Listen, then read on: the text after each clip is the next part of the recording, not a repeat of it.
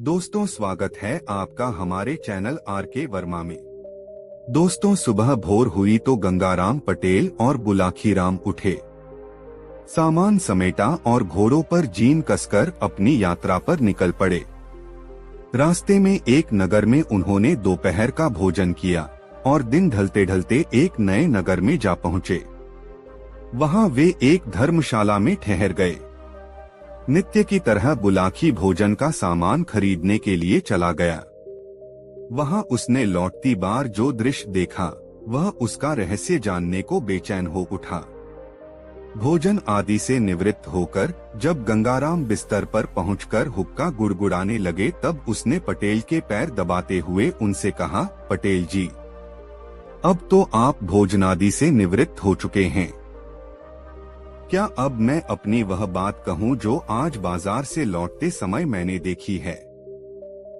हाँ हाँ भाई, अवश्य कहो, पटेल विनोद भरे स्वर में बोले। तुम्हारी इस शर्त को मानकर ही तो मैं तुम्हें साथ लाया हूँ।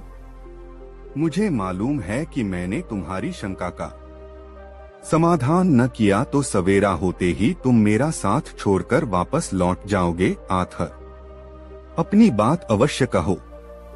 पटेल जी, आज जब मैं बाजार से सामान खरीदकर वापस लौट रहा था तो मैंने देखा, एक नव युवक को देखा। उसकी हथेली से एक नीली ज्वाला निकली और एक दीपक प्रज्वलित हो गया। पटेल जी, तभी आकाश में गड़गड़ाहट हुई और एक अदृश्य द्वार प्रकट हुआ। उसमें से वही वृद्ध संत बाहर आए और बोले, अब तुम्हें अंतिम मार्ग तक पहुंचने के लिए कालगुप्त ग्रंथ को पढ़ना होगा। उस युवक ने ग्रंथ को खोला और उसके शब्द स्वयं हवा में तैरने लगे। ग्रंथ में लिखा था, अदृश्य नगर को मुक्त करने के लिए तुम्हें काल संग्राम करना होगा। यह संग्राम केवल शक्ति से नहीं, बल्कि मन, आत्मा और बुद्धि की परीक्षा से लड़ा जाएगा। तभी एक चमत्कारी शक्ति ने उसे अदृश्य नगर के केंद्र में पहुंचा दिया।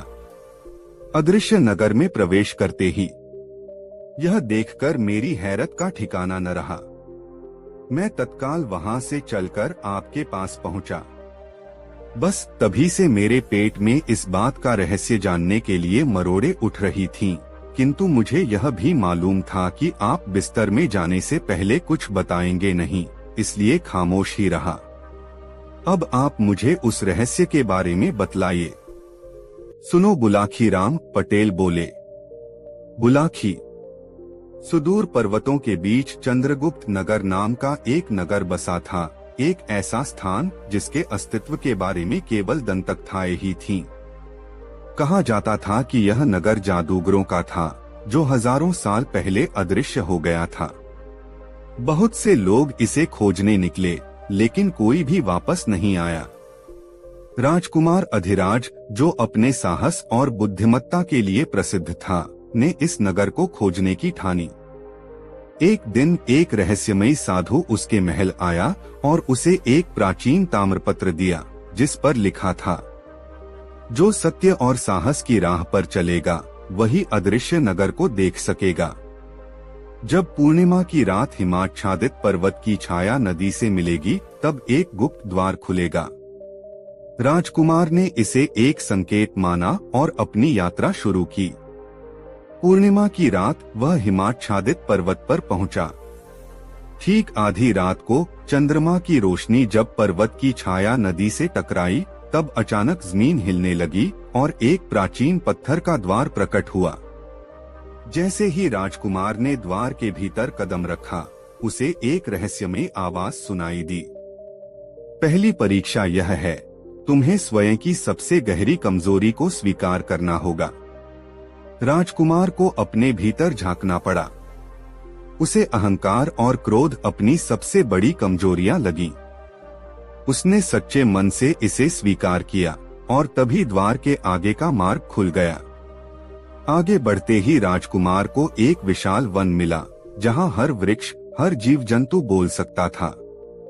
लेकिन यह वन भ्रामक था। जो यहाँ फंस जाता, उसे सच्चाई और मृगतृष्णा में फर्क करना असंभव हो जाता।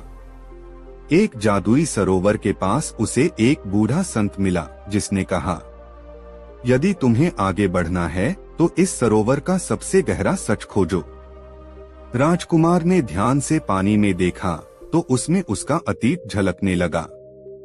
उसने अपने किए गए गलतियों को देखा और यह भी समझा कि सच्ची शक्ति केवल बाहरी बल में नहीं बल्कि मन की स्थिरता में होती है। जैसे ही उसने यह स्वीकार किया, रास्ता खुल गया। अगले द्वार के पार एक विशाल पुस्तकालय था जिसकी किताबें स्वयं हवा में तैर रही थीं। इस पुस्तकालय का संरक्षक था ज्ञान सिद्ध महर्षि, जो हजारों वर्षों से ज्ञान का पहरा दे रहा था। महर्षि ने राजकुमार को देखा और कहा, तुम्हें आगे बढ़ने से पहले एक प्रश्न का उत्तर देना होगा। यह प्रश्न इतना कठिन है कि अब तक किसी ने सही उत्तर नहीं दिया। प्रश्न था, मनुष्य की सबसे बड़ी शक्ति क्या है? राजकुमार ने कुछ क्षण सोचा और फिर उत्तर दिया, मनुष्य की सबसे बड़ी शक्ति उसका आत्मज्ञान है। जो स्वयं को जानता है वह पूरे ब्रह्मांड को जान सकता है। महर्षि मुस्कुराए और कहा, तुमने सत्य कहा। अब तुम अंतिम यात्रा पर जा सकते हो। आखिरकार राजकुमार अदृश्य नगर पहुंचा। यह नगर समय के एक अलग आयाम में था, जहां जादू और यथार्थ आपस में घुल मिल गए थे। यहाँ के निवासी सदियों से बंदी थे, क्योंकि एक शाप ने उन्हें दुनिया से अलग कर दिया था। राजकुमार को नगर के प्रमुख अमर्त्य मुनि मिले, जिन्होंने बताया कि नगर को मुक्त करने के लिए चंद्रक्वी मणि को प्राप्त करना होगा, जो एक दुष्ट जादूगर क्रूराधिप के पास थी। क्रूराधिप का महल नगर के केंद्र में था। राजकुमार ने अपनी तलवार निकाली, लेकिन उसे ज्ञात हुआ कि इस युद्ध को केवल बल से नहीं बल्कि बुद्धि से जीता जा सकता है।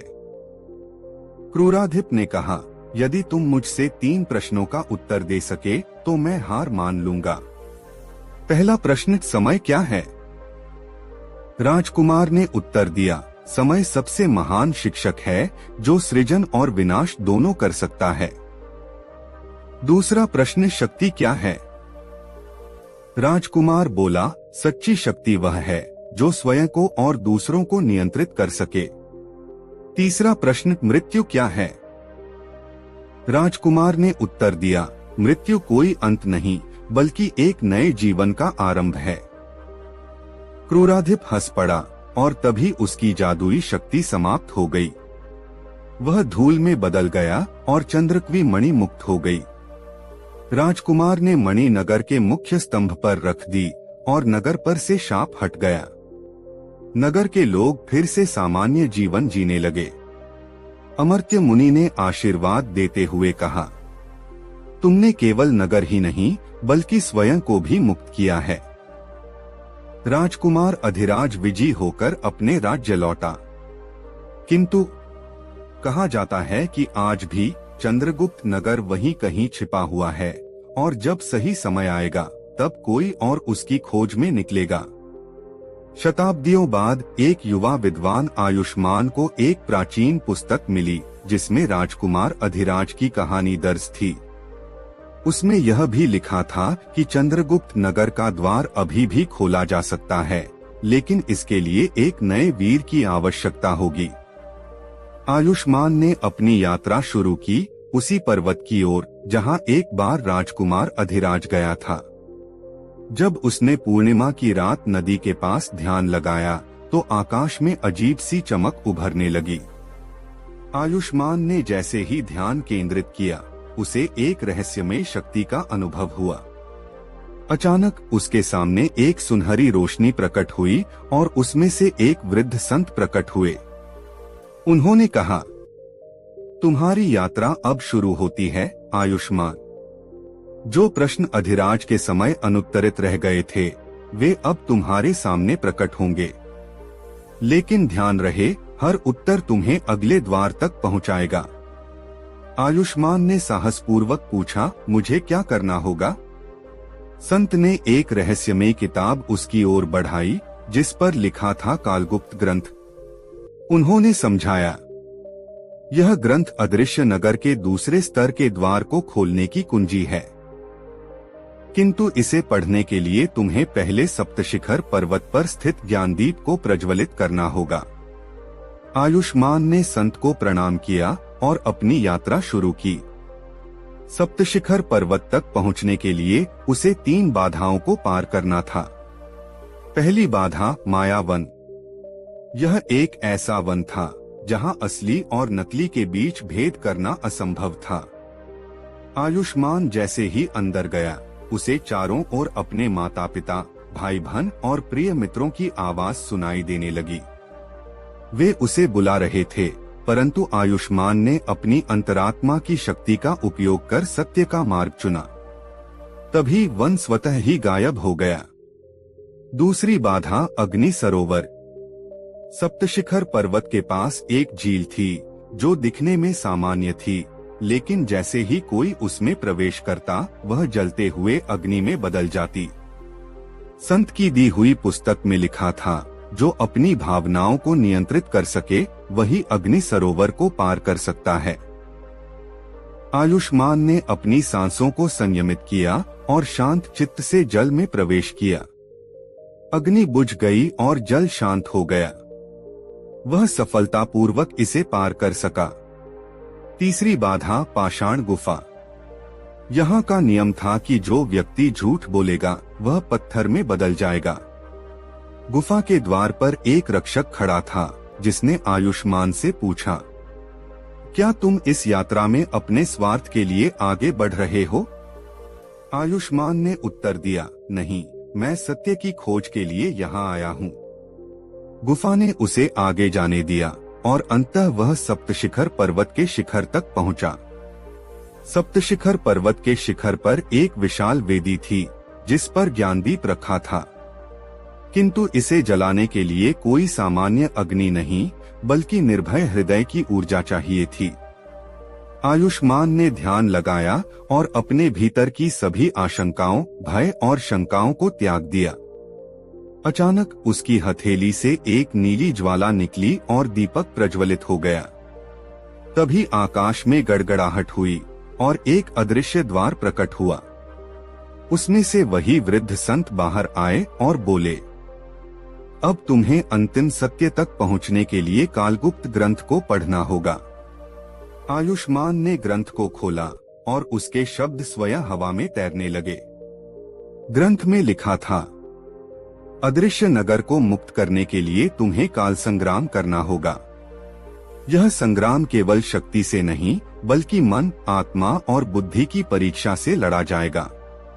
तभी एक चमत्कारी शक्ति ने उसे अदृश्य नगर के केंद्र में पहुंचा दिया। अदृश्य नगर में प्रवेश करते ही आयुष्मान का सामना क्रूराधिप के पुत्र अग्निजय से हुआ, जो नगर पर अपना शासन चाहता था। उसने आयुष्मान को चुनौती दी, यदि तुम सच में इस नगर के उत्तराधिकारी हो तो मुझसे शतरंज खेलकर इसे साबित करो। आयुष्मान ने खेल को स्वीकार किया, लेकिन यह कोई साधारण शतरंज नहीं था। हर गलत चाल एक वास्तविक खतरा थी। यदि वह गलत निर्णय लेता तो वह हमेशा के लिए एक मूर्ति में बदल जाता। आयुष्मान ने अपनी बुद्धिमत्ता और धैर्य से अग्निजय को मात दे दी। क्रूराधिप की काली शक्ति समाप्त हो गई और अदृश्य नगर पुनः सभी को दिखाई देने लगा। अमर्त्य मुनि और अन्य नगरवासी मुक्त हो गए। अमर्त्य मुनि ने कहा, आयुष्मान, तुमने केवल नगर को नहीं बल्कि समय के बंधनों को भी मुक्त कर दिया है। अब यह नगर फिर से वास्तविक दुनिया का हिस्सा होगा। राजा अधिराज के समय के बाद यह नगर एक बार फिर जीवंत हो गया। आयुष्मान को नगर का संरक्षक बनाया गया। किंतु एक रात आयुष्मान को फिर से वही ग्रंथ मिला और उसमें एक नया पृष्ठ जुड़ चुका था। उस पर लिखा था, सत्य को जानने वाला कभी विश्राम नहीं करता। अब तुम्हें काल मंत्र की खोज करनी होगी, जो समय की धारा को नियंत्रित कर सकता है। किंतु यह यात्रा पहले से भी कठिन होगी। आयुष्मान ने जैसे ही ग्रंथ का नवीनतम पृष्ठ पढ़ा, उसकी आंखों में एक अद्भुत चमक आ गई। उसमें लिखा था, काल मंत्र को पाने के लिए तुम्हें संध्या काल के महाद्वार को पार करना होगा। किंतु ध्यान रहे, जो सत्य की परीक्षा में असफल होगा उसे समय के अंधकार में समा जाना पड़ेगा। आयुष्मान ने यह शब्द पढ़ते ही नगर के प्राचीन गुरुओं की सहायता ली। उन्होंने बताया कि संध्या काल का महाद्वार एक रहस्यमयी द्वार है जो केवल सूर्यास्त के अंतिम क्षणों में प्रकट होता है। लेकिन याद रखो आयुष्मान, वृद्ध ऋषि ने चेताया, यह द्वार एक भ्रम का जाल भी हो सकता है। यदि तुम अपने भीतर की सच्चाई को नहीं पहचान सके तो यह द्वार तुम्हें कालचक्र में फंसा सकता है। आयुष्मान ने निश्चय किया कि वह इस द्वार को खोजेगा और कालमंत्र को प्राप्त करेगा। महानगर के पश्चिम में स्थित अमर्त्य जंगल में प्रवेश करते ही उसे घना कोहरा घेरने लगा। वह जैसे ही आगे बढ़ा, जंगल ने अपना रूप बदलना शुरू कर दिया। हर पेड़ की शाखाएं रास्ता रोकने के लिए नीचे झुकने लगी। अचानक हवा में एक गूंज सुनाई दी, यदि तुम आगे बढ़ना चाहते हो तो 3 प्रश्नों का उत्तर दो। गलत उत्तर तुम्हें काल के अंधकार में धकेल देगा। पहला प्रश्न वह क्या है जो बिना रुके चलता रहता है परंतु कभी थकता नहीं? आयुष्मान ने उत्तर दिया, समय। दूसरा प्रश्न वह क्या है जो स्वयं को नष्ट कर देता है परंतु प्रकाश देता रहता है? आयुष्मान ने उत्तर दिया, दीपक। तीसरा प्रश्न वह क्या है जिसे जितना अधिक बांटो उतना अधिक बढ़ता जाता है? आयुष्मान ने मुस्कुराते हुए उत्तर दिया, ज्ञान। जैसे ही उसने यह कहा, जंगल के रास्ते खुलने लगे और सामने एक विशाल सोने का द्वार प्रकट हुआ। यह था संध्याकाल का महाद्वार। आयुष्मान ने जैसे ही द्वार के भीतर प्रवेश किया, उसने स्वयं को एक विशाल खाई के किनारे खड़ा पाया।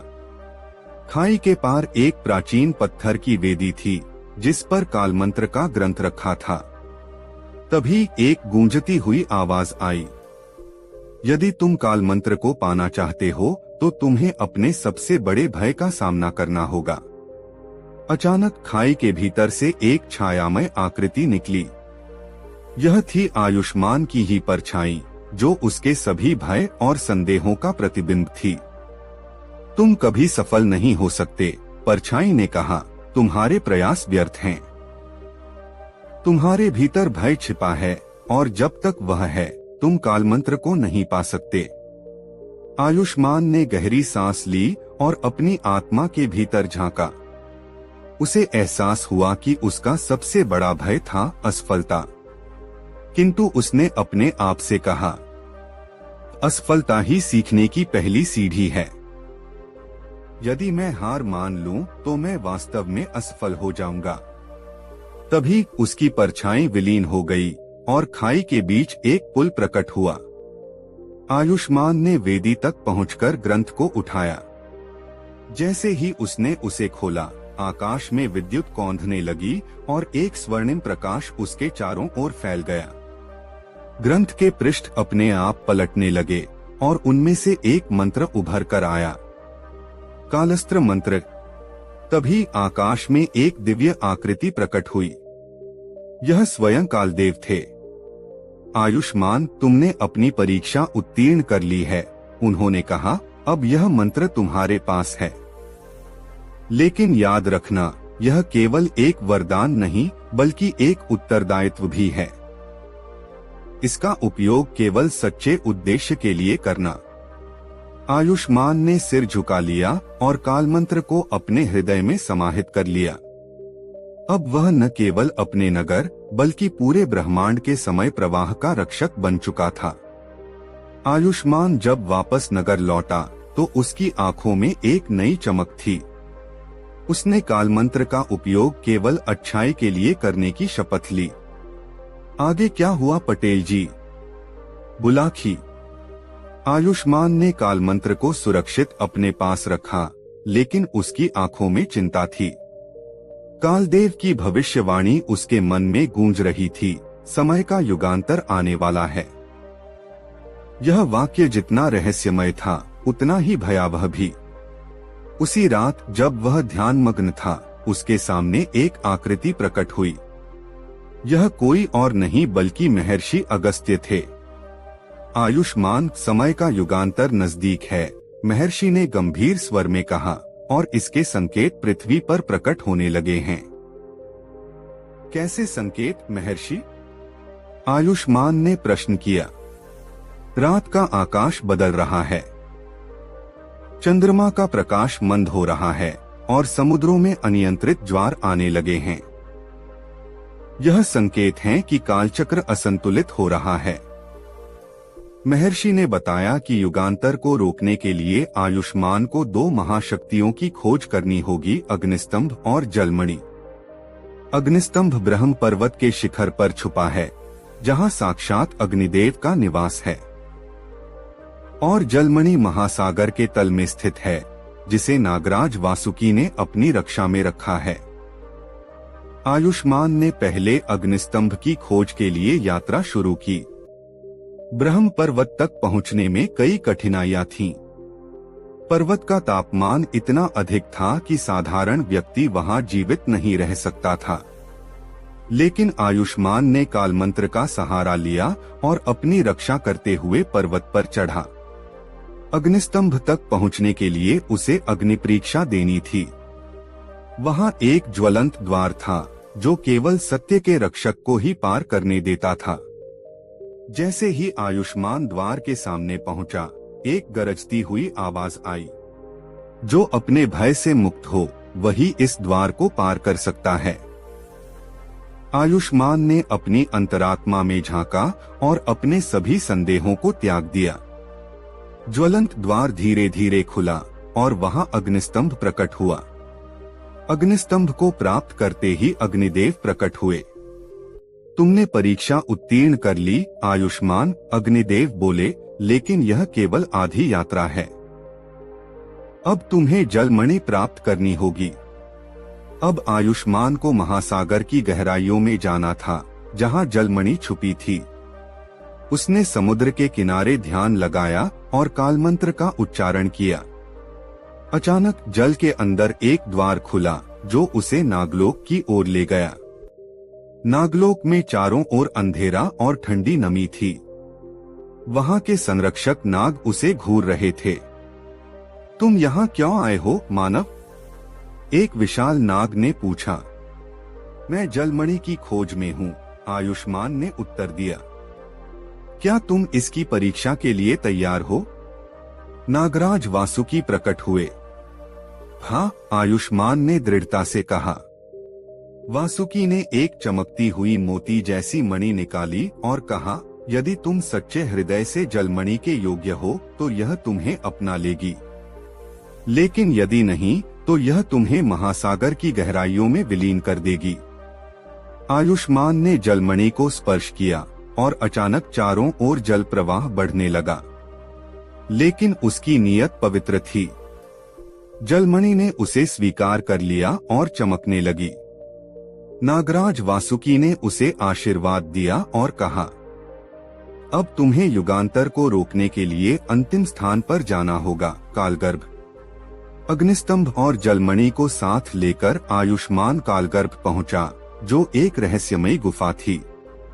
यहाँ समय ठहरा हुआ था। गुफा के भीतर एक विशाल द्वार था, जिस पर लिखा था, केवल वही जो काल को समझता है इस द्वार के पार जा सकता है। आयुष्मान ने गहरी सांस ली और काल मंत्र का जाप किया। द्वार धीरे धीरे खुल गया। अंदर एक अजीब प्रकाश था। तभी कालदेव फिर प्रकट हुए। आयुष्मान, तुमने अपनी यात्रा पूरी कर ली, लेकिन एक अंतिम परीक्षा अभी बाकी है। आयुष्मान ने सिर झुकाया। युगांतर को रोकने के लिए तुम्हें काल मंत्र का सबसे कठिन मंत्र पढ़ना होगा, लेकिन यदि तुम इसे गलत पढ़ते हो तो तुम स्वयं समय के बंधन में फंस जाओगे और अनंत काल तक यहाँ कैद रहोगे। आयुष्मान ने मंत्र पढ़ना शुरू किया। चारों ओर बिजली कौंधने लगी, गुफा कांपने लगी, और तभी एक विस्फोट हुआ। अचानक सब कुछ शांत हो गया। जब धूल हटी तो आयुष्मान गुफा के बाहर खड़ा था। कालदेव मुस्कुरा रहे थे तुमने समय के संतुलन को पुनः स्थापित कर दिया है, आयुष्मान, उन्होंने कहा। अब तुम्हारी यात्रा समाप्त होती है। तुम्हारा नाम युगों तक लिया जाएगा।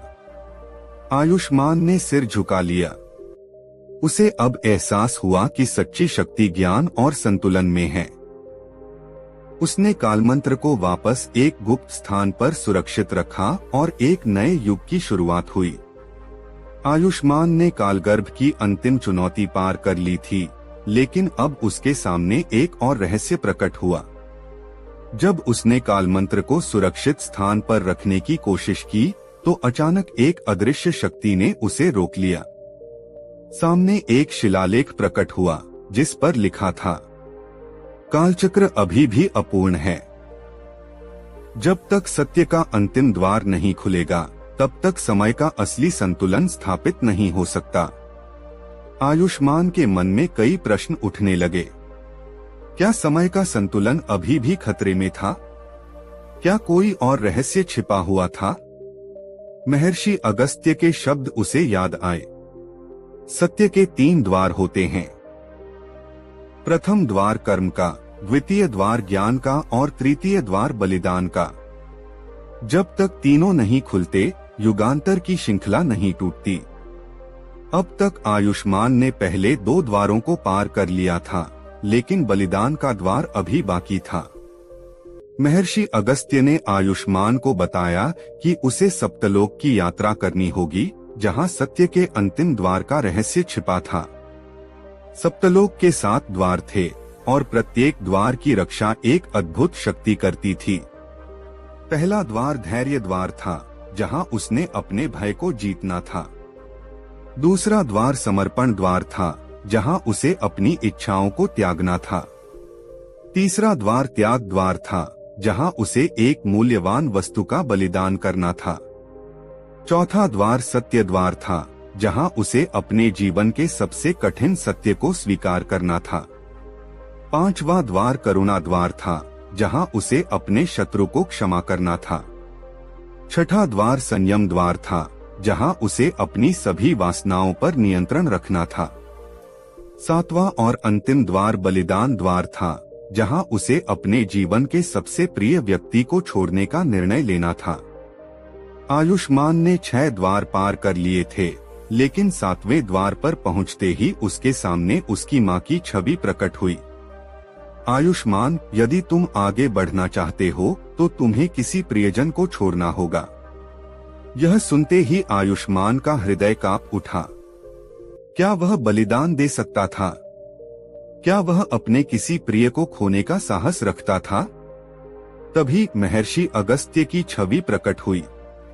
याद रखो पुत्र, सबसे बड़ा बलिदान वही है जो स्वार्थ से परे हो।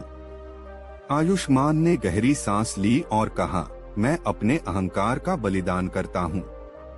अचानक द्वार खुल गया और एक प्रकाश प्रवाहित हुआ। यह प्रकाश समय की धारा थी, जिसमें युगों के सभी रहस्य समाये थे। आयुष्मान अब कालचक्र के केंद्र में पहुंच चुका था। वहां उसने एक दिव्य शक्ति को देखा, यह स्वयं कालदेव थे। आयुष्मान, तुमने सत्य को पा लिया है। अब समय तुम्हारे अधीन है। क्या तुम कालचक्र को स्थिर करना चाहोगे या इसे अपनी इच्छानुसार मोड़ना चाहोगे? आयुष्मान ने कहा, मैं केवल संतुलन चाहता हूँ। कोई भी मनुष्य समय से ऊपर नहीं हो सकता। कालदेव मुस्कुराए और बोले, तुमने अपनी परीक्षा सफलतापूर्वक उत्तीर्ण कर ली है। अब तुम्हारा कर्तव्य पूरा हुआ। आयुष्मान ने कालमंत्र को अंतिम बार देखा और उसे एक सुरक्षित स्थान पर रख दिया, जहां कोई भी अनैतिक व्यक्ति इसे प्राप्त न कर सके। जैसे ही उसने मंत्र को स्थापित किया, समय की धारा फिर से स्थिर हो गई। पृथ्वी पर शांति लौट आई, महासागर शांत हो गए, आकाश स्वच्छ हो गया और सभी ऋषियों ने आशीर्वाद दिया। आयुष्मान को अब एक नई जिम्मेदारी दी गई थी। वह अब कालरक्षक बन चुका था। उसका नाम युगों तक अमर रहेगा और उसका ज्ञान भविष्य के सभी शासकों का मार्गदर्शन करेगा। आयुष्मान अब कालरक्षक बन चुका था लेकिन उसकी यात्रा अभी समाप्त नहीं हुई थी। जब उसने काल मंत्र को सुरक्षित स्थान पर स्थापित किया, तभी एक गूंजती हुई आवाज आई, आयुष्मान, समय के चक्र में अब भी एक दरार है। जब तक वह बंद नहीं होगी, संतुलन अस्थिर रहेगा। आयुष्मान ने कालदेव की ओर देखा और पूछा, यह दरार कहाँ है और मैं इसे कैसे बंद कर सकता हूँ? कालदेव गंभीर स्वर में बोले, यह दरार समय के उस बिंदु पर है जहाँ भूत, वर्तमान और भविष्य एक साथ मिलते हैं। तुम्हें कालगुफा की अंतिम सीमा तक जाना होगा, जहाँ अनंत ग्रंथ छिपा है। केवल वही ग्रंथ इस दरार को बंद कर सकता है। आयुष्मान ने एक नया सफर शुरू किया। उसे अब कालगुफा की गहराइयों में उतरना था, जहां समय के सबसे बड़े रहस्य छिपे हुए थे। जैसे ही उसने गुफा में प्रवेश किया, चारों ओर अंधकार फैल गया। अचानक उसके सामने 3 दरवाजे प्रकट हुए। एक आवाज आई, तो अनंत ग्रंथ तक पहुंचने के लिए सही द्वार चुनो। एक द्वार तुम्हें सत्य तक ले जाएगा, दूसरा तुम्हें भटकाएगा और तीसरा तुम्हें काल के अंधकार में डुबो देगा। आयुष्मान ने ध्यान से तीनों द्वारों को देखा। पहले द्वार पर अग्नि की लपटें उठ रही थीं, दूसरे द्वार पर धुंध थी और तीसरा द्वार ठोस पत्थर से बना था। उसने अपनी अंतरात्मा की आवाज सुनी और दूसरा द्वार चुना। जैसे ही वह द्वार के भीतर पहुंचा, उसे एक विशाल ग्रंथ दिखाई दिया, लेकिन उसके पास एक प्राचीन रक्षक खड़ा था। वह बोला, यदि तुम इस ग्रंथ को चाहते हो तो समय की पहेली हल करनी होगी। पहेली यह थी, वह क्या है जो अतीत में था, भविष्य में रहेगा, लेकिन वर्तमान में कभी नहीं होगा। आयुष्मान ने गहरी सोच में डूबकर उत्तर दिया, कल। जैसे ही उसने यह कहा, ग्रंथ चमक उठा और हवा में तैरने लगा। रक्षक ने सिर झुकाया और कहा, तुम सही उत्तराधिकारी हो, यह अनंत ग्रंथ तुम्हारा है। आयुष्मान ने ग्रंथ को उठाया और कालगुफा से बाहर निकला। कालदेव उसकी प्रतीक्षा कर रहे थे। अब अनंत ग्रंथ को पढ़ो और समय की दरार को बंद करो। आयुष्मान ने ग्रंथ को खोला और उसमें लिखे मंत्रों का उच्चारण किया। अचानक समय की धारा में हलचल हुई और एक सुनहरी रोशनी आसमान में फैल गई। दरार धीरे धीरे भरने लगी और कुछ ही क्षणों में पूरी तरह गायब हो गई। कालदेव ने आयुष्मान को आशीर्वाद दिया और कहा, तुमने संतुलन को पुनः स्थापित कर दिया है। अब समय तुम्हारे ऋणी रहेगा। लेकिन याद रखना, हर युग में एक नया रक्षक उत्पन्न होगा, क्योंकि समय कभी स्थिर नहीं रहता। आयुष्मान ने मुस्कुराकर सिर झुकाया। अब वह केवल एक योद्धा नहीं था, वह समय का संरक्षक बन चुका था। समय की दरार भरने के बाद भी आयुष्मान के मन में एक विचित्र हलचल थी। कालदेव ने कहा था कि संतुलन बहाल हो चुका है, लेकिन आयुष्मान महसूस कर सकता था कि कोई छिपी हुई शक्ति अभी भी सक्रिय थी। तभी आकाश में एक गहरी दरार प्रकट हुई और वहां से एक प्राचीन आकृति निकली। यह कालस्वरूप था, जो समय के नियमों का अंतिम संरक्षक था। आयुष्मान, तुम्हारा कार्य अभी समाप्त नहीं हुआ। तुम्हें अंतिम परीक्षा से गुजरना होगा। यह परीक्षा सिद्ध करेगी कि तुम सच में समय के रक्षक बनने योग्य हो या नहीं। कालस्वरूप ने एक द्वार खोला, जो एक अनंत शून्य में समाया था। उसने कहा, इस द्वार के उस पार तुम्हारे सबसे बड़े भय और तुम्हारी सबसे गहरी इच्छाएं हैं। तुम्हें स्वयं को परखना होगा और सत्य को स्वीकार करना होगा। आयुष्मान ने साहसपूर्वक द्वार में प्रवेश किया। जैसे ही वह भीतर पहुंचा, उसे एक विशाल दर्पण दिखाई दिया। इस दर्पण में उसका अतीत, वर्तमान और भविष्य सभी प्रतिबिंबित हो रहे थे। लेकिन तभी एक परछाई प्रकट हुई, यह उसका ही एक विकृत रूप था। तुम कौन हो? आयुष्मान ने पूछा। परछाई हंसी और बोली, मैं तुम्हारा दूसरा रूप हूँ, तुम्हारी लालसा, तुम्हारी इच्छाएं, तुम्हारी शक्तियां जो असीमित हो सकती हैं अगर तुम समय के नियम तोड़ दो। बस इस ग्रंथ को जलाकर अपनी नियति बदल दो। आयुष्मान के सामने अब दो रास्ते थे, या तो वह अनंत ग्रंथ को नष्ट कर अपनी शक्ति को सर्वोच्च बना सकता था, या फिर इसे यथावत रखकर संतुलन बनाए रख सकता था। उसने गहरी सांस ली और उत्तर दिया, समय का संतुलन सर्वोपरि है। मैं अपने स्वार्थ के लिए नियमों को नहीं तोड़ सकता। जैसे ही उसने यह कहा, परछाई चिल्लाई और भस्म हो गई। कालस्वरूप प्रकट हुए और बोले, तुमने अंतिम परीक्षा सफलतापूर्वक पार कर ली है। अब तुम केवल समय के रक्षक ही नहीं, बल्कि कालदेव के उत्तराधिकारी भी हो। आयुष्मान को एक दिव्य आभा से घेरा गया। वह अब केवल एक साधारण मानव नहीं था, उसे अनंत काल की समझ प्राप्त हो चुकी थी। कालस्वरूप ने उसे एक अंतिम संदेश दिया, अब तुम्हें इस संसार से विदा लेना होगा। समय के बाहर तुम्हारी नई यात्रा प्रारंभ होगी। आयुष्मान ने अंतिम बार अपनी दुनिया को देखा, फिर वह प्रकाश में विलीन हो गया। कई युग बीत गए। एक दिन एक युवा बालक को एक रहस्यमयी ग्रंथ मिला, जिस पर लिखा था, समय कभी नहीं रुकता। जो योग्य होगा वह इसे समझ सकेगा। कहानी का समापन कर गंगाराम पटेल ने कहा, कुछ समझे बुलाखीराम।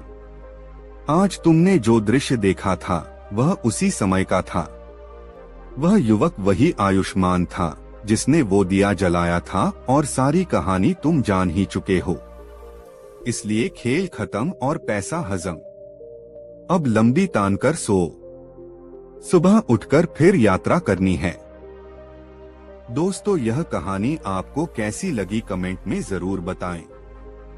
अगले दिन सुबह उठकर वे दोनों अपनी यात्रा पर निकल गए और दिन भर की यात्रा पूरी करके एक नए नगर में प्रवेश किया। गंगाराम पटेल ने बुलाखी नाई को कुछ पैसे देकर सामान लाने बाजार भेज दिया। बुलाखी सामान लेने जा रहा था, उसने देखा एक आदमी हक्का बक्का सा चिल्ला रहा, अरे मेरी मोहरे कहाँ गई? और फिर मर्तबान को उल्टा पलटा हाथ डालकर देखा, मगर कोई मोहर न निकली। वो लुटा पिटा सा स्तब्ध खड़ा रह गया। उसकी जिंदगी भर की कमाई थी, ऐसा कहने लगा। वह अपना सिरे पीट पीट कर रोने लगा। बोलने लगा, मुझे यकीन हो गया कि साहूकार ने मेरे साथ धोखेबाजों की है। और वो तुरंत साहूकार के पास जाकर उससे मर्तबान में रखी सोने की मोहरों के बारे में पूछा, और थोड़ी ही देर में वहां भीड़ इकट्ठा हो गई।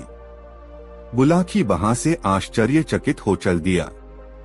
रात को भोजन पश्चात पटेल जी को सारा हाल सुनाया और बोला, पटेल जी, बाद में उस गरीब के साथ क्या हुआ और वो कौन सी सोने की मोहरे की बात कर रहा था? पटेल जी बोले, बुलाखी बगदाद में अली ख्वाजा नाम का एक व्यापारी रहता था। उसकी एक छोटी सी दुकान थी। इस दुकान से जो कमाई होती, अली उसी से अपना गुजारा करता था। वह बड़ा धार्मिक प्रवृत्ति और संतोषी किस्म का व्यक्ति था। अली की एक इच्छा थी कि जीवन में एक बार वह हज यात्रा करे। एक रात अली ने सपना देखा। सपने में एक फकीर ने उससे कहा, अली, तू बहुत धन कमा चुका, अब मक्का शरीफ जाकर हज कर आ। अली ने इसे अल्लाह का हुक्म समझा और दूसरे दिन ही हज यात्रा पर जाने का निर्णय कर अपनी दुकान का सारा माल बेच दिया। यात्रा आदि का खर्च निकाल लेने के बाद अली के पास सोने की 1000 मोहरें बचीं। हज यात्रा में इतनी मोहरें साथ ले जाना खतरे से खाली नहीं था। उसने सोचा कि क्या करूं, यदि इन मोहरों को घर में रखकर जाता हूं तो चोरी हो जाने का डर है। आखिरकार उसे एक उपाय सूझा। उसने सोने की सारी मोहरें पीतल के एक मर्तबान में भर दी। फिर उसके ऊपर अखरोट भरकर मर्तबान का ढक्कन अच्छी तरह बंद कर दिया। अली के घर के पास ही उसका एक मित्र रहता था जो साहूकारी का धंधा करता था। उसकी ईमानदारी के भी काफी चर्चे थे। अली ने अपना मर्तबान उसके पास ही रख जाना मुनासिब समझा।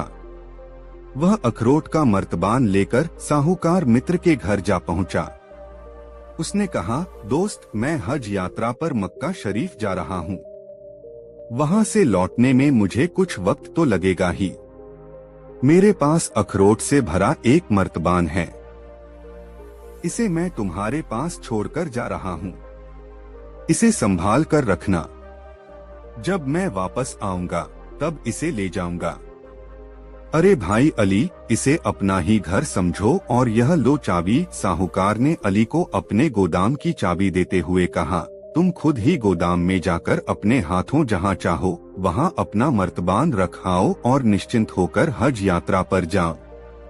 अल्लाह ताला से हमारे लिए भी दुआ करना। यह सुनकर अली बेहद खुश हुआ। उसने साहूकार से चाबी ली और मर्तबान स्वयं अपने हाथों गोदाम में रखाया। फिर वह बाजार गया और एक ऊंट किराए पर लेकर हज करने निकल पड़ा। इस प्रकार अली को गए 7 वर्ष बीत गए। इस बीच वह मक्का, मदीना, मिस्र, दमिश्क, यरूशलेम आदि विभिन्न तीर्थों की यात्रा करता रहा और अब तो वह वापस अपने मुल्क की ओर आ रहा था। उधर एक दिन साहूकार को अचानक कुछ अखरोटों को जरूरत पड़ गई। रात का समय था। उस समय भला अखरोट कहाँ मिलते, मगर अचानक उसे अपने गोदाम में रखे अली के अखरोटों के मर्तबान की याद आई। उसने सोचा, क्यों न उसी मर्तबान में से कुछ अखरोट ले लिए जाएं। साहूकार अखरोट लेने के लिए गोदाम में गया। उसने अली का मर्तबान खोला तो देखा कि अखरोट सड़ गए हैं। इसलिए उसने मर्तबान उलट दिया। तब अखरोट के साथ साथ मर्तबान में रखी सोने की मोहरें भी निकलकर प्याले में गिर पड़ी। ये नजारा देखकर साहूकार की आंखें फट पड़ी। 166 1000 सोने की मोहरें एक बड़ी रकम थी। उन्हें देखकर साहूकार की नीयत बिगड़ गई। उसने सोचा, अली को हज यात्रा पर गए 7 साल हो चुके हैं, मगर वह अब तक लौटकर नहीं आया। हो सकता है वह मर ही गया हो। मगर यदि जिंदा भी हुआ तो भी क्या हुआ, वह मेरे पास अखरोटों से भरा मर्तबान रख गया था और वापस आने पर मैं उसे अखरोट से भरा मर्तबान वापस कर दूंगा। और फिर उसने स्वयं ही तो कहा था कि मैं अखरोटों का मर्तबान रख कर जा रहा हूँ। हो सकता है स्वयं उसे भी इन मोहरों का पता न हो भी तो मैं क्या करूँ, अब तो यह मोहरें मैं उसे लौटाने वाला नहीं। यही सोचकर साहूकार ने अपने घर में एक गड्ढा खोदा और सारी मोहरें उसमें गाड़ दो। तत्पश्चात उसने बाजार से नए अखरोट लाकर मर्तबान में पुराने अखरोट के ऊपर भर दिए तथा पहले की तरह ही मर्तबान का ढक्कन बंद करके उसे गोदाम में उसी जगह रख दिया जहां अली अपने हाथों से मर्तबान रख गया था। इस घटना को बीते अभी 1 हफ्ता भी नहीं गुजरा था कि अली हज यात्रा पूरी कर वापस अपने शहर आ पहुंचा। आते ही सबसे पहले उसने अपने घर व दुकान की साफ सफाई की। इसके बाद वह साहूकार से मिलने उसके घर गया। उसे देखते ही साहूकार का माथा ठनक गया। उसके वापस आने की उसे जरा भी खुशी नहीं हुई थी, मगर ऊपरी तौर पर उसने बड़ी गर्मजोशी से उसका स्वागत किया और हालचाल पूछा। अली ने उसे यात्रा के सुखद क्षणों के अपने अनुभव सुनाए। तत्पश्चात मौका पाकर उसने साहूकार से कहा, भाई, अब मैं तो अपना वह मर्तबान। हाँ, क्यों नहीं। यह लो चाबी, अपना मर्तबान तुम जहाँ रख गए थे आज भी वहीं रखा है। मैंने तो उसे छुआ तक नहीं है। अपनी अमानत ले जाओ भाई। कहते हुए उसने जेब से चाबी निकालकर अली की ओर बढ़ा दी। अली अपने मित्र की यह भलमनसाहत देखकर बहुत खुश हुआ। अली साहूकार के गोदाम से अपना मर्तबान लेकर घर लौट आया। घर आकर उसने जल्दी जल्दी मर्तबान का ढक्कन खोला और सारे अखरोट एक बर्तन में उंडेल दिए। थोड़े अखरोट आने के बाद उसका ख्याल था कि अब मोहरें गिरेंगी, मगर उस समय तो उसका दिल धक से रह गया जब मर्तबान का अंतिम अखरोट भी बर्तन में गिर गया और कोई मोहर न निकली। अली हक्का बक्का रह गया। अरे, मेरी मोहरें कहाँ गई? फिर मर्तबान को उल्टा पलटा हाथ डालकर देखा, मगर कोई मोहर न निकली। अली लुटापिटा सा स्तब्ध खड़ा रह गया। उसकी जिंदगी भर की कमाई जाती रही। वह अपना सिरे पीट पीट कर रोने लगा। उसे यकीन हो गया कि साहूकार ने उसके साथ धोखेबाजों की है। इसलिए अली ने तुरंत साहूकार के पास जाकर उससे मर्तबान में रखी सोने की मोहरों के बारे में पूछा। अली को अपने घर आया देखते ही साहूकार सारा माजरा भांप गया। लेकिन उसे मालूम था कि ऐसा ही होगा। वह पहले से ही तैयार बैठा था और उसने पूरी भूमिका बना ली थी कि अब अली के साथ कैसा बर्ताव करना है। उसके मुंह से सोने की मोहरों की बात सुनकर साहूकार उस पर बरस पड़ा। उसने क्रोध से भरकर कहा, तुम्हें शर्म आनी चाहिए कि मैंने 7 साल तक तुम्हारा मर्तबान संभाल कर रखा और तुम मुझ पर बेईमानी का आरोप लगा रहे हो। तुम मेरे पास अखरोट का मर्तबान रख कर गए थे, अब कह रहे हो कि उसमें सोने की मोहरें थीं। एकाएक अखरोट सोने की मोहरें कैसे बन गए? मैंने तो तुम्हारे साथ एहसान किया, पर तुम मुझे चोर ठहरा रहे हो। हज करके यही सीखा है तुमने? तीर्थ यात्रा कराए मगर मन पाक न हुआ। मन में अभी भी बेईमानी भरी हुई है। तुम इसी समय मेरे घर से निकल जाओ। मैं तुम्हारी सूरत भी नहीं देखना चाहता। अली समझ गया कि उसका दोस्त बेईमानी पर उतर आया है। उसने सोचा कि इससे तू मैं करने से कोई लाभ नहीं होगा, बल्कि अपनी ही हंसी उड़ेगी। न्याय पाने के लिए उसने बादशाह के दरबार में फरियाद की। बादशाह ने अली की बातें ध्यानपूर्वक सुनी। फिर उसने साहूकार और अखरोट के एक व्यापारी को दरबार में बुलवाया। अली से अखरोट वाला मर्तबान भी उसने वहीं मंगवा लिया। साहूकार, अखरोट का व्यापारी और अली तीनों बादशाह के दरबार में हाजिर हुए। बादशाह ने अली से पूछा, साहूकार के यहाँ रखे मर्तबान में तुमने क्या रखा था? अली ने कहा, जहां पनाह, मेरे मर्तबान के निचले हिस्से में 1000 सोने की मोहरें थीं और उसके ऊपर वाले भाग में अखरोट थे। अली की बातें सुनने के बाद बादशाह ने साहूकार से पूछा, बोलो इस बारे में तुम्हें क्या कहना है?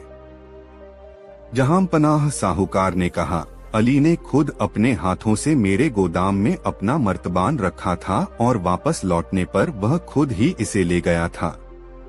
मैंने तो अली के मर्तबान को कभी छुआ तक नहीं। उसमें सोने की मोहरें थीं या नहीं, इस बारे में मुझे कुछ भी नहीं मालूम। इसने भी जाते समय यही कहा था कि इसमें अखरोट भरे हैं और लौटने पर यह अपना मर्तबान ले लेगा। इसके बाद बादशाह ने अखरोट के व्यापारी से पूछा, व्यापारी, देखकर बताओ कि मर्तबान में भरे हुए सारे अखरोट क्या एक जैसे ही हैं? व्यापारी ने अखरोटों की जांच की तो उसने देखा कि मर्तबान में 2 किस्म के अखरोट हैं। उसने उनको 2 हिस्सों में अलग अलग कर दिया। उनमें एक हिस्सा सड़े अखरोटों का था और दूसरा हिस्सा साफ सुथरे अखरोटों का। व्यापारी ने एक हिस्से की ओर इशारा करते हुए कहा, जहां पनाह, ये अखरोट कम से कम 6-7 साल पुराने हैं और सड़ चुके हैं और ये नई फसल के हैं। बादशाह ने साहूकार से पूछा, अली को तुम्हारे यहाँ अखरोट का मर्तबान रखे कितने साल हो गए? साहूकार ने कहा, 7 साल जहां पना। तुम्हारा कहना है कि तुमने इस मर्तबान को खोला नहीं है। अगर तुमने इसे नहीं खोला तो किसने खोला है? बिना खोले इसमें नए अखरोट कहां से आ गए? तुम्हारे पास कोई सिर्फ अखरोट से भरा मर्तबान क्यों रखेगा भला? तुम झूठे और बेईमान हो। साहूकार की बोलती बंद हो गई। उसने अपना अपराध कबूल कर लिया। बादशाह ने अली को साहूकार से 1000 सोने की मोहरें वापस दिलवा दी। तत्पश्चात बादशाह ने साहूकार की सारी संपत्ति जब्त करके उसे देश निकाला दे दिया। कहानी का समापन करते हुए गंगाराम पटेल ने बुलाकी नाई से कहा, बुलाकी राम, आज तू जिस दृश्य को देखकर आया था वह दृश्य उसी समय का था। अब बता, तेरी जिज्ञासा शांत हुई या नहीं? हो गई पटेल जी, बुलाकी बोला, आप तो जैसे अंतर्यामी हैं। सारी कहानी का खाका मेरी आंखों के सामने ऐसे नाच उठा जैसे यह घटना मेरे सामने ही घटित हुई हो। बस तो फिर अब सो जा। यह कहकर गंगाराम ने आंखें मूंद लीं। कुछ ही देर में बुलाखीराम नाई के भी खर्राटे वहां गूंजने लगे। दोस्तों, कहानी कैसी लगी कमेंट में जरूर बताएं और वीडियो को एक लाइक जरूर करें। दोस्तों, काशी यात्रा में गंगाराम पटेल और बुलाखीराम नाई ने दिन भर की यात्रा समाप्त कर एक नए नगर में प्रवेश किया। वहां उन्होंने ठहरने के लिए एक उचित स्थान की खोज की और वहीं रैन बसेरा करने का निश्चय कर लिया। और पटेल ने बुलाकी को पैसे देकर शहर में भोजन का सामान लेने भेज दिया और स्वयं अपनी दिनचर्या को निपटाने में व्यस्त हो गए। बुलाकी इस बार भी लौटा और एक नई खबर उसके पास तैयार थी। पटेल जी ने पूछा, क्या बात है भाई बुलाकी, तू आज फिर किसी चिंता में पड़ गया ऐसा लगता है। उसने सोचा इस खबर को पटेल को अभी सुनाऊंगा तो पटेल जी यह कहकर टाल देंगे कि रात्रि होने दे, भोजन करने के पश्चात बिस्तर पर लेटते समय तुझे तेरी बात का उत्तर दे दूंगा। इसलिए उसने वह बात उस समय पटेल को नहीं बताई। वह बात को पेट में डाले रहा।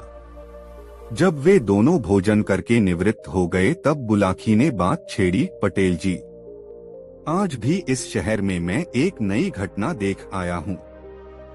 ठीक है, उस घटना का वर्णन कर, फिर उसे सुनकर मैं तेरी बात का उत्तर दूंगा, पटेल ने कहा। पटेल जी, आज जब मैं बाजार से यहाँ आ रहा था तब मैंने एक घर में देखने ही देखते उस घर में कोहराम मच गया। उस घर के पड़ोसियों ने उस घर की सेठानी को सांत्वना देने की बहुत कोशिश की, पर उसका मन शांत होने का नाम नहीं ले रहा था। उसका रुदन बढ़ता ही गया। रुदन विलाप करते उसकी हालत पागलों जैसी हो गई थी। तभी उसकी नजर रोते हुए काफूर पर पड़ी तो अनायास ही उसके मुंह से निकल गया, काफूर, खड़ा खड़ा क्या देख रहा है? जब मालिक ही नहीं रहे तो यह वैभव अब किस काम का? इस सब को तू मिट्टी में मिला दे।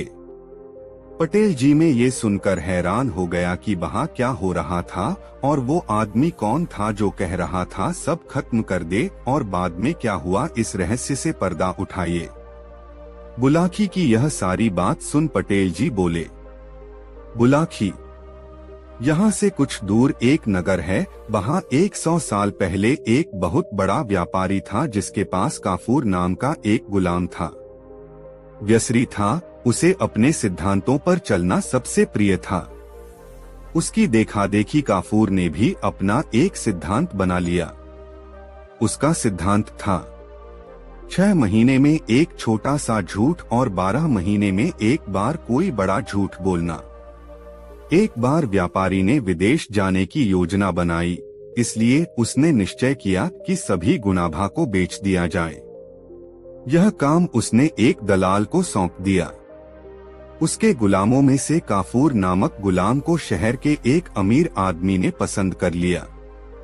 तब दलाल ने काफूर की तारीफ करते हुए कहा, सेठ जी, यह गुलाम बड़ा ही ईमानदार और निष्ठापूर्वक काम करने वाला है। यह तो बड़ी अच्छी बात है। अमीर ने कहा, क्या इसमें कोई बुराई भी है? बस छोटी सी एक ही बुराई है सेठ जी की यह सिद्धांतवादी है। सिद्धांतवादी होना तो कोई बुरी बात नहीं है। इसमें क्या बुराई है?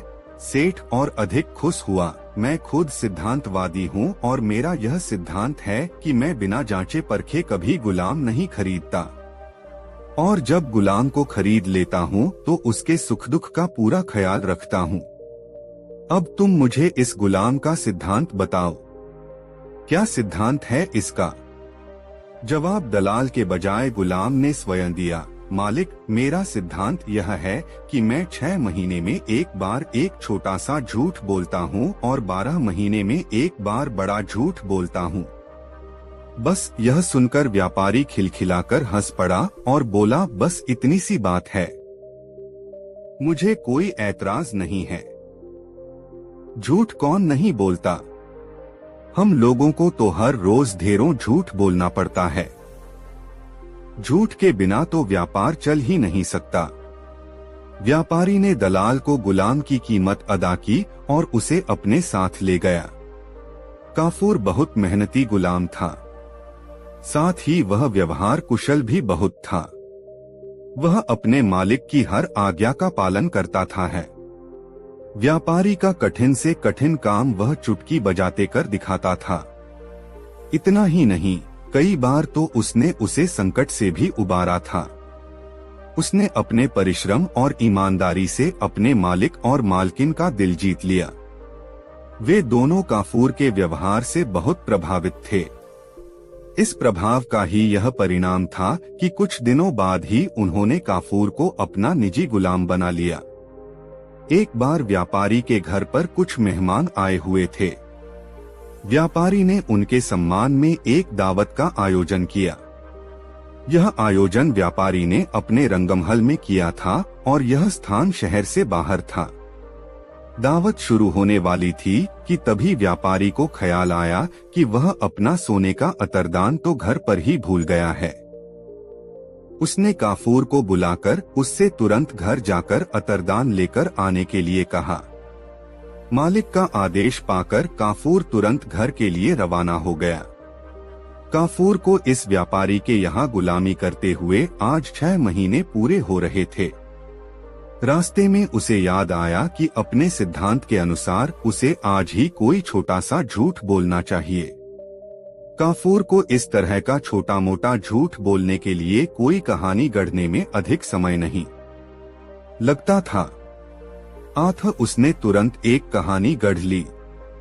उसने रास्ते से मिट्टी उठाकर अपने शरीर पर लगा ली, सिर के बाल बिखेर लिए। फिर वह रोता पीटता घर के आंगन में जा पहुंचा तथा बिना कुछ कहे आपा पीट पीट कर विलाप करने लगा। कितना नेक था मेरा मालिक! या अल्लाह, तूने मेरे मालिक को इतनी जल्दी क्यों उठा लिया? अच्छा होता कि मालिक के बदले तू मुझे उठा लेता। अब मेरा क्या होगा? इतना कहकर वह और जोर जोर से छाती पीटने लगा। काफूर के रोने की आवाज सुनकर व्यापारी की पत्नी घबरा गई। वह भागती हुई बाहर आई। उसे देखते ही काफूर ने रोते रोते कहा, मालकिन गजब हो गया। मालिक रंग महल में मेहमानों के साथ बैठे हुए थे। एकाएक पीछे की दीवार उन पर गिर पड़ी। मालिक और सभी मेहमान उसके नीचे दब कर मर गए। हाय मालिक! यह सुनकर मालकिन दहाड़े मार मार कर रोने लगी। बात पता चलने पर उसकी दोनों बेटियां और पड़ोसी भी रुदन में शामिल हो गए। घर के दूसरे नौकर भी मालिक की मौत की खबर सुनकर रोने लगे। देखने ही देखते पूरे घर में कोहराम मच गया। पड़ोसियों ने सेठानी को सांत्वना देने की बहुत कोशिश की, पर उसने शांत होने का नाम नहीं लिया। उसका रुदन बढ़ता ही गया। रुदन विलाप करते उसकी हालत पागलों जैसी हो गई थी। तभी उसकी नजर रोते हुए काफूर पर पड़ी तो अनायास ही उसके मुंह से निकल गया, काफूर, खड़ा खड़ा क्या देख रहा है? जब मालिक ही नहीं रहे तो यह वैभव अब किस काम का? इस सब को तू मिट्टी में मिला दे। मालकिन के हुक्म की तामील करना गुलाम का फर्ज है। यही सोचकर काफूर ने तुरंत इतीदा उठाया और घर की एक एक चीज को तोड़फोड़ कर रख दिया। मकान के दरवाजे, खिड़कियों, मेज कुर्सियां, पलंग, अलमारी, बर्तन सब कुछ चकनाचूर हो गए। तत्पश्चात मालकिन अपनी दोनों बेटियों, पड़ोसियों व नौकर चाकरों के साथ रोती पीटती रंग महल की ओर चल पड़ी। मालकिन और पड़ोसियों के रंग महल पहुंचने के पहले ही काफूर जल्दी जल्दी रंग महल जा पहुंचा। उस समय व्यापारी मेहमानों के साथ भोजन करने बैठा ही था कि काफूर उसके पास जाकर छाती पीटते हुए रोने लगा। व्यापारी उसको इस हरकत पर बुरी तरह घबरा गया और तत्काल उसने पूछा, काफूर क्या हुआ? तू इस तरह फूट फूट कर रो क्यों रहा है? काफूर ने सिसकते हुए जवाब दिया, मालिक क्या बताऊं, गजब हो गया। मालकिन दीवान खाने में झूले पर बैठी हुई पान चबा रही थीं। एकाएक दीवान खाने की दीवार उनके ऊपर गिर पड़ी।